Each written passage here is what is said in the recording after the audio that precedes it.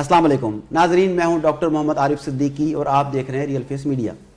ناظرین، اگر آپ ہمارے میڈیا پر نظر دوڑائیں، خواہ وہ الیکٹرانک میڈیا ہو، پرنٹ میڈیا ہو یا سوشل میڈیا ہو، وہاں پر الحاد اور لادینیت کا طوفان آیا ہوا ہے۔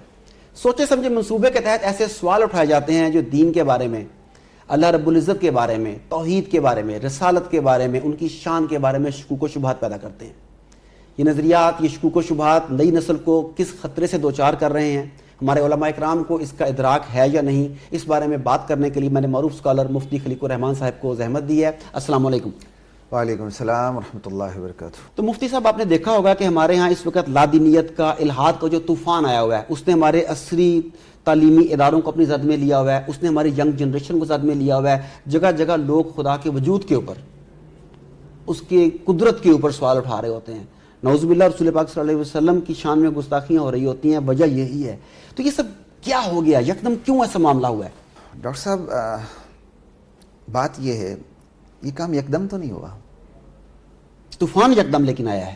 نہیں، طوفان یکدم نہیں آیا۔ اچھا، اس کو بنیاد بنتے ہوئے 70 سال لگے۔ ٹھیک کہہ رہے ہیں آپ، ٹھیک کہہ رہے ہیں۔ دیکھیں، یہ ہے ایک فکری الحاد، فکری ارتداد، جی، نظریاتی ارتداد، اور یہی سب سے بڑی جنگ ہے۔ آپ نے کہا کہ ہماری درسگاہیں اس کا شکار ہو چکی ہیں، جی، ہماری نوجوان نسل اس کا شکار ہو چکی ہے، بلکہ ہماری بوڑھی نسل اس کا شکار ہو رہی ہے۔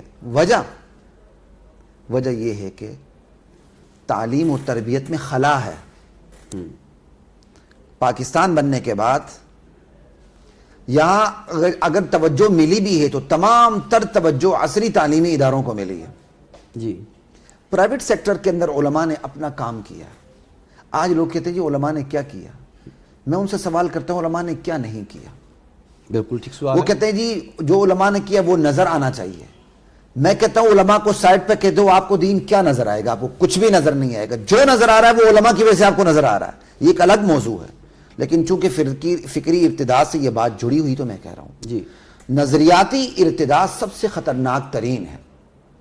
اور اس کو میں ماضی سے جوڑتے ہوئے بات کروں گا تو میرے سننے والوں کو آسانی رہے گی۔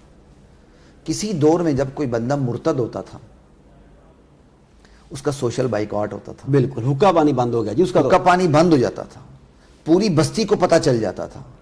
یا بندہ وہ واپس لوٹ آتا تھا، یا بندہ اس بستی کے اندر زندہ سلامت نہیں رہ سکتا تھا، بھاگ جاتا تھا، بالکل ٹھیک، شودر بن جاتا۔ جی جی، ٹھیک ہے، لیکن اب گیم الٹ گئی ہے۔ اب ایک بندہ اپنے آپ کو مسلمان کہتا ہے، مسلمان گھرانے کا داماد بنتا ہے، مسلمان گھرانے والے اس کو اپنی لڑکی دیتے ہیں، شناختی کارڈ میں مسلمان لکھا ہوا ہے، لیکن وہ خبیث اندر سے پورا دجال ہوتا ہے، وہ منکر حدیث ہوتا ہے، ختم نبوت کے اوپر اس کے اعتراضات ہوتے ہیں، نماز کو وہ تسلیم کرنے کے لیے تیار نہیں ہے، اسلام کے نظام میراث کو وہ ماننے کے لیے تیار نہیں ہے۔ ایک بڑی مشہور شخصیت گزری، مشہور شخصیت، کوئی دینی شخصیت نہیں، بڑی داڑھی والی بڑی مشہور شخصیت گزری ہے سوشل ورکنگ کے حوالے سے۔ وہ بندہ علل اعلان اسلام کے نظام میراث کو مانتا ہی نہیں تھا۔ میں نے آج کل ایک پوسٹ پڑھی ہے، کیا عورت عادی انسان ہے؟ بیسیکلی اس نے طنز کیا اس کے اوپر۔ دیکھیں نا، عادی گواہی پر طنز، بالکل، وراثت پر کیا، طنز۔ بالکل۔ اب ہم اس کی جواب دینے کے لیے نہیں بیٹھے، لیکن فکری الحاد کے میں مثالیں دے رہا ہوں۔ اس نے بیج بو دیا۔ اب اس بندے نے کہا، اس بندے نے جو بہت بڑا سوشل کاموں میں بہت آگے تھا، بڑی داڑھی رکھی ہوئی تھی، گندے سے کپڑے پہن کے دوسروں کو متاثر کرتا پھرتا تھا ہر وقت، اس نے لاہور میں اس نے یہ کہا، میں نے کہا ہمیں کہتا میں نے ضیاء-ال-حق سے کہا تھا ہمیں شریعت وریت کی ضرورت نہیں۔ جس بندے نے یہ کہا ہمیں شریعت وریت کی ضرورت نہیں، اس نے مال روڈ پہ چند گھنٹے بھیک مانگی اپنی کیا کہتے ہیں اس کے لیے، این جی او کے لیے۔ چند گھنٹوں میں زندہ دلان لاہور نے غالباً اس دور میں 24 سے 25 لاکھ اس کے ہاتھ میں دے دیے تھے۔ آج تو خیر کروڑوں کی گیم ہے۔ وہ اسلام کے نظام زکوٰۃ کو نہیں مانتا تھا، زکوٰۃ اور صدقات تو ایک ہی بورے میں۔ وہ قربانی کو نہیں مانتا تھا، لیکن قربانی کی کھالے وہ لوگ آج بھی وصول کرتے ہیں۔ اس نے یہاں تک کہہ دیا نکاح میں کوئی گواہوں کی ضرورت نہیں ہے۔ کہتا میں نے اپنے بچے کا نکاح فون پہ کروا دیا تھا، میں نے کہا گواہ بعد میں ہوتے رہیں گے۔ تو دیکھیں، ہمارے ہاں ساری توجہ روٹی کپڑا مکان کے اوپر ہے۔ کوئی روٹی کپڑا مکان کے لیے محنت کرتا ہے تو وہ ہمارے ہاں بہت بڑی شخصیت بن جاتی ہے۔ جو نظریات پہ محنت کرتا ہے ہمارے ہاں وہ اس بندے کو دیوار سے لگا دیا جاتا ہے۔ اس کا نتیجہ کیا ہے؟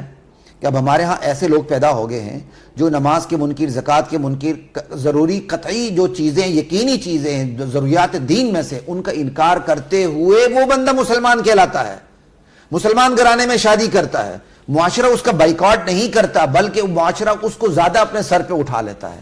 یہ جو فکری ارتداد کی لہر امت مسلمہ میں آ چکی ہے، صرف سب کانٹیننٹ کی بات نہیں کر رہا، چونکہ ہم سب کانٹیننٹ کے اندر ہیں تو ہم اس حوالے سے بات کر رہے ہیں، لیکن یہ جو فکری ارتداد کی لہر امت مسلمہ میں آ چکی ہے، میں اللہ لا یزال کی قسم کھا کے کہتا ہوں اس سے پہلے اتنی شدید ترین لہر کبھی بھی کہیں نہیں آئی تھی۔